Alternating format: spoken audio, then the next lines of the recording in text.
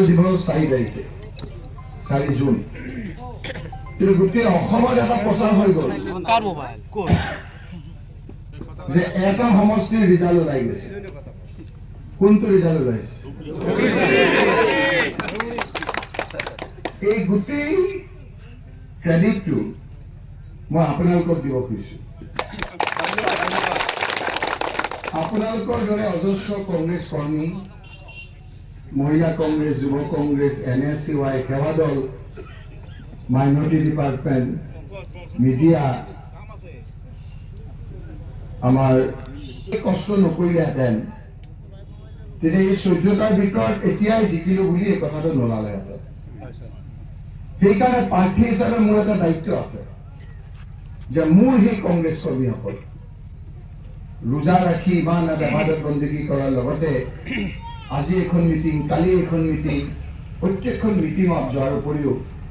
ঘৰে ঘৰে আপোনালোকে ভোটাৰ শ্লিপ বিলাইছে বৰষুণ দিছে কংগ্ৰেছ কৰি আছে মোৰ এটা দায়িত্ব আছে যে মই আপোনালোকক ধন্যবাদ কৃতজ্ঞতাৰ শুক্ৰিয়া আদায় কৰা সেইকাৰণে মই আপোনালোকৰ আলমগঞ্জৰ এইখিনি দি গৈছিলোঁ 7 তাৰিখে যিদিনা নিৰ্বাচন হৈছিল সেইদিনা মই গৌৰীপুৰৰ ঘৰৰ পৰা চিধা গৈছিলোঁ গুলিগঞ্জলৈ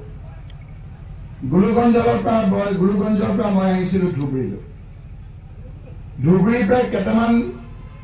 গৌৰীপুৰৰ চেণ্টাৰ চাহি আলমগঞ্জে দিয়ে গৈছিলোঁ আলমগঞ্জৰ পৰা গৈ মই বিলাসীপাৰা পূব বিলাসীপাৰা পশ্চিম এই সমষ্টিকেইটা গৈ চিধা গৈছিলোঁ বৰপেটা জনিয়া মন্দিয়া চেঙাত মিটিং কৰোঁতে 5টা বাজি গ'ল ভোটিং এদিনা শেষ হৈ গ'ল ইলেকশ্যনৰ দিনা বিগত 3টা মাহ কাম কৰাৰ পাছত ভাৰতবৰ্ষত কোনো কেণ্ডিডেট কোনো লোক নাই যে পিছৰ দিন আকৌ মানুহৰ লগ পায় মই আকৌ ইয়াৰ পৰা গৌৰীপুৰৰ পৰা ৰাতি গোৱালপাৰা পূব জলেশ্বৰ আৰু জলেশ্বৰ পীৰবাৰীৰ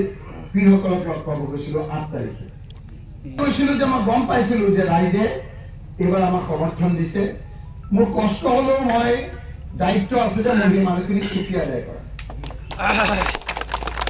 পিছদিনা গোৱালপাৰা পূব জলেশ্বৰলৈ যোৱাৰ পিছত আমাৰ সমষ্টি ধুবুৰীত 11টা বিধানসভা সমষ্টি 10টাত যোৱা হৈ গ'ল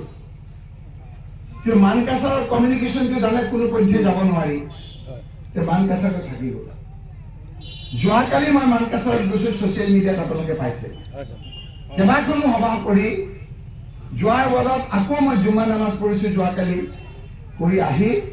যেতিয়া ভাবিলোঁ যে ইয়াততো গ'লোৱেই